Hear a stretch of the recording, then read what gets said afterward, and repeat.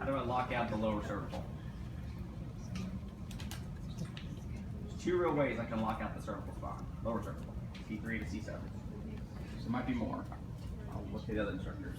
Okay, I can either bring her into flexion. Okay, that's a little awkward to me to look at this kind of motion of cervical, the occiput on C1. So what I like to do for that first one is bring him into contralateral side bending. And then I'm going to look to, or I should say ipsilateral side bending, same side bending. And then I'm going to look to put my hand on the base of her occiput. Okay, so right on that external occipital protuberance. And I'm going to look at a sweeping motion. So I'm going to look almost like a glide. If you think about it, I'm going to try to glide the occiput medially, inferiorly, and anteriorly. Okay, so it's going to kind of go from here that way. Okay. The first thing I'm going to ask her to do is a chin tuck. Okay, and what's that doing? When I'm asking someone to do a chin tuck, that's looking at upper cervical extension, right? So that's going to tell me what I should expect to see. So her chin tuck looks a lot healthier than mine. Okay, so I'm going to have her relax. I'm going to bring her into side bending. I'm going to get right over that occiput, and I'm going to glide into the plane of the occiput on C1. So it's that rotation. Or, okay, I'm going to bring her here. You okay? Okay.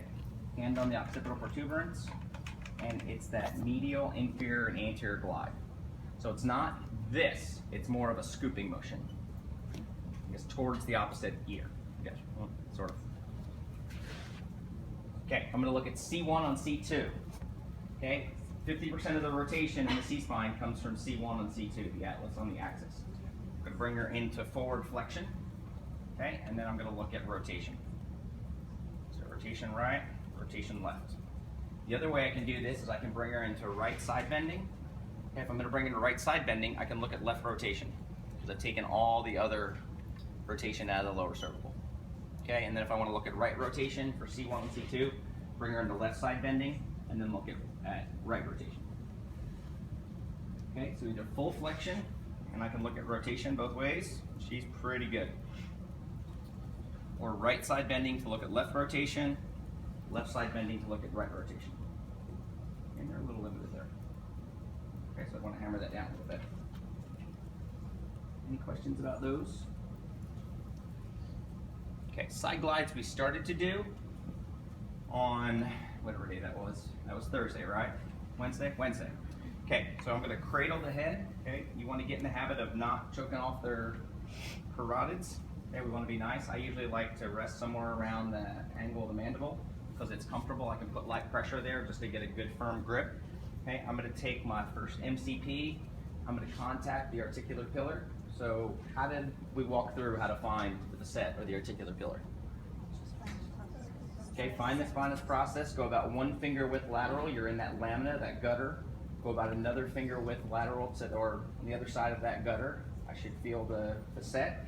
Rub your hand up and down. That should feel like you're over bamboo. If I come out yet another finger width directly under the mastoid process, it's going to feel kind of pokey. That's not real comfortable, is it? Okay, transverse process. Okay, what's the significance of the transverse process in the C-spine? Vertebral artery, right?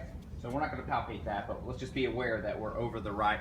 I guarantee you start doing side translations on the transverse process, they're going to let you know it. It's going to feel really different than over the articular pillars. So in neutral, I think it's straight up towards me a little bit. It's usually good to get it to where you can rest their head on your abdomen. Okay, we're going to keep her in neutral. I'm going to use my first MCP. We're going to drop right down to C2, okay, C3, and we're just going to glide a straight translation. Okay, right and left. Okay, C4. That's painful. Okay, C5. C6. And C7. Okay, so I'm looking for restrictions. I didn't find any. What if I would have found a restriction, say C5, going left? Okay, next I'm going to put her into slight flexion, and I'm going to see what that restriction looks like. Say that restriction's still there, okay. And I'm going to put her into slight extension. I'm not jacking her head way back, I'm just lifting up her C-spine into that lordosis and doing the same thing again. And I'm looking for symmetry, right versus left, in the direction of the restriction. And I'll use that to get into treatment here in a little bit. Any questions about that at all? And we'll review that again today. And the last one is more of a pre-manipulation position. So it's a good ligament stress test. So you can come in, I can get her into this position more like an up glide.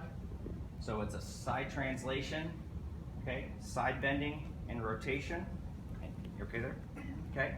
So when we get to cervical manipulation, this will be a good pre-manipulative hold position. It's also a good ligament stress test, and it's a good vertebral artery test too. So is those quadrant tests. We'll see when we review those. If I get someone into extremes of rotation extension and I start to see nystagmus, they start to complain of dizziness, nausea, really good vertebral artery signs. If I don't have to get them in supine and do that crazy vertebral artery test or side lie, I can do that as part of my exam. Did you say this is a side glide and up glide? It's a side glide, side bend, side glide, rotation. So there's the barrier. If I was gonna, I'm not gonna do it. If I was gonna manipulate her, it would be in that direction, but we're gonna get to that later. So that's just a really good position. And then when you're doing that, it's really good to get them in that position. Okay, that's called a pre-manipulative hold. That's a cradle. If I was gonna do a chin hold, that would look a lot more like this. Okay, I'm not jamming through, am I putting a lot of pressure there? Okay, I'm not jamming through her jaw. I'm just looking for some decent support, resting her the side of her head on my forearm. Okay, so you can get used to practicing with both of those, because we'll use both of those throughout the semester for, at least cervical, for assessment and treatment. Questions about those at all? You guys have anything? Okay, break off and practice.